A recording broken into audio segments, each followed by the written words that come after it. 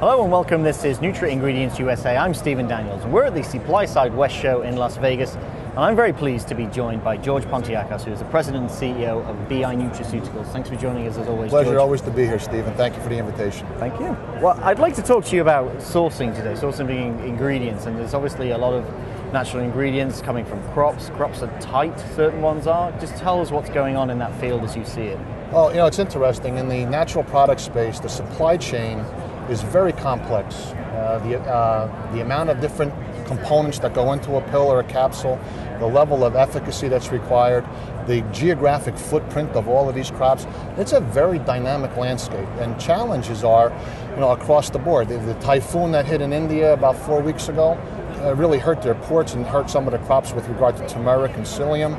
Obviously, the disruption in the Philippines and the tragedy that's ongoing there is causing some problems.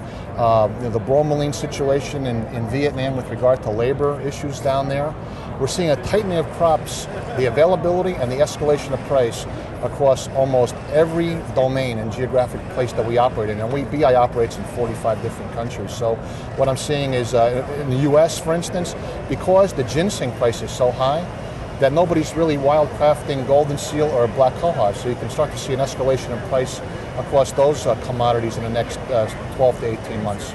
So as a supplier, how are you coping with all of these kind of tightening issues? We're getting out in front of it, buying crop, trying to get positions on it, making sure, because we have the relationships and we have the relationships for so many years, that we normally get first choice at either high cut or throughout the entire harvest chain. But a lot of these crops are once a year harvests. So if you miss that harvest, you're really going to be scrambling to try to, if your model is spot buying, you're going to be very constrained in the next 12 to 18 months. Okay, so talk me through, you talked about it very briefly there, you touched on it, the timeline to bring these crops. How does that affect things as well?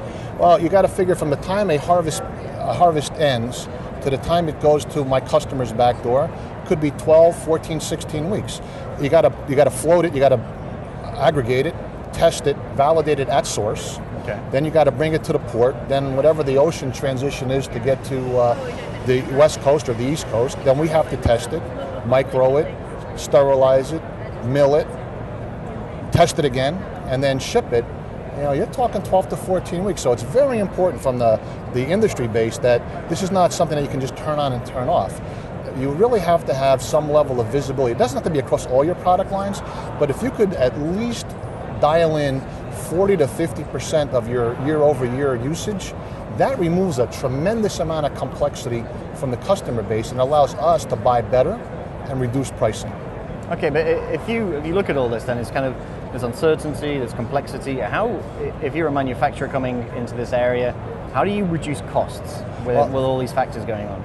The amazing thing about this industry is that it's an agricultural commodity-based industry with all the raw materials, but it's really an unsophisticated cultivation process. There are no combines going across the amber waves of grain in this industry. It's all wildcrafting. So these guys are going into the field when they have a moment, picking what they can. Okay. You're susceptible to a tremendous amount of issues with regard to customs, illegal immigration, all that other stuff with regard to your harvesting component.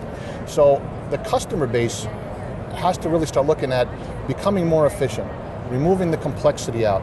Unfortunately, there continues to be a philosophy within this industry that they have this quality philosophy of defending the receiving dock. Okay.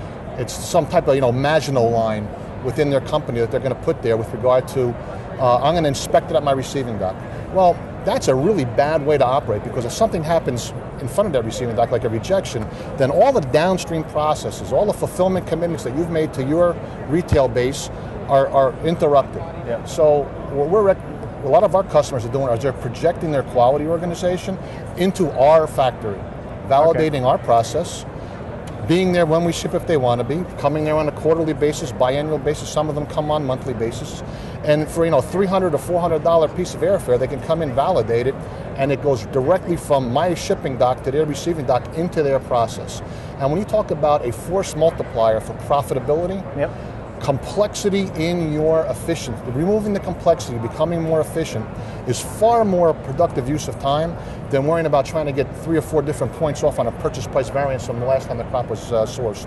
That's really interesting. Well, thanks very much for those insights, George. I appreciate being here, Stephen. Always a pleasure. Thank you very much. And thanks.